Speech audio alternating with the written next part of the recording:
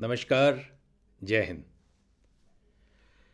कहानी विश्व विख्यात जर्मन राइटर फ्रांज काफ्का की है। मैं आपको बता दूं, उनकी मृत्यु बड़ी छोटी उम्र में हो गई थी, महज 40 वर्ष की आयु में। उन्होंने कभी शादी नहीं की, जाहिर है उनके बाल बच्चे भी नहीं हुए थे। एक दिन वो एक पार्क में गुजर रहे थे। उन्हें एक छोटी बच्ची मिली जो रो रही थी। काफ्का ने उससे उसके रोने का कारण पूछा। बच्ची ने बताया कि उसकी एक गुड़िया खो गई है। काफ्का ने कहा, चलो हम दोनों मिलकर उस गुड़िया को ढूंढते हैं। दोनों ने बहुत ढूंढा उस गुड़िया को, लेकिन गुड़िया नहीं मिली।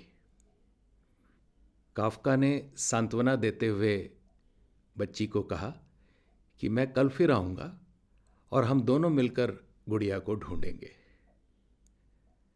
अगले दिन जब काफ्का आए तो साथ में एक छोटा सा पत्र लिख के लाए और उन्होंने उस बच्ची को देते हुए कहा, ये पत्र मुझे उस गुड़िया ने भेजा है आपको देने के लिए, और साथ में ये कहा है कि मैं तो विश्व भ्रमण में निकल पड़ी हूँ और वहाँ के सारे अनुभव मैं रोज़ आपको भेजा करूँगी और जिस जिस लोगों से मिलूँगी उसकी सारी कहानियाँ, सारे अनुभव आपसे साझा करूँगी। बस ये सिलसिला शुरू हो गया। हर दिन काफ्का आते और बच्ची को अलग अलग देशों की कहानी, अलग अलग देशों की वार्तालाप सुनाते। बच्ची बहुत खुश होती, हंसती, खिलखिलाती और दोनों बहुत आनंदित होते।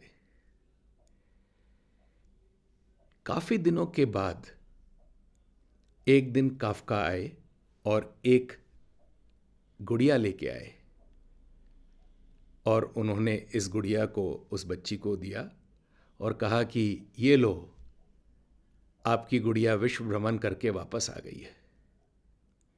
बच्ची ने उस गुड़िया को देखा और कहा, ये तो मेरी गुड़िया नहीं है।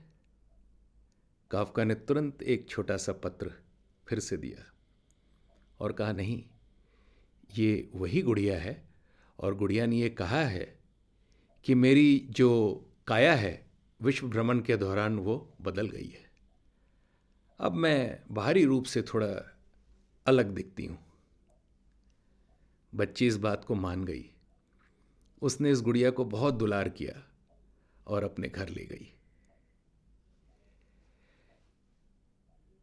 कुछ दिनों के बाद काफ्का की मृत्यु हो गई और कई सालों के बाद ये बच्ची अब बड़ी हो गई। उसने एक दिन उस गुड़िया को निकाला और उलट पुलट के उसे देख रही थी तो एक पत्र मिला जिसे काफ्का ने हस्ताक्षरित किया था।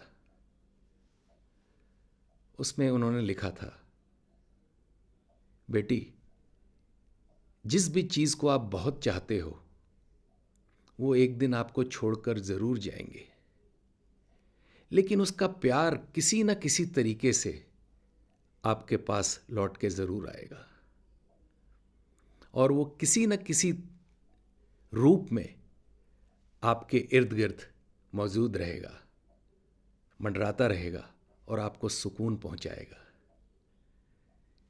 जैसे आपके माँ बाप, आपके भाई बहन, आपके पति पत्नी कई बार गुजर जाते हैं, लेकिन आपके इर्द गिर्द आप उनको हमेशा महसूस करते रहते हैं।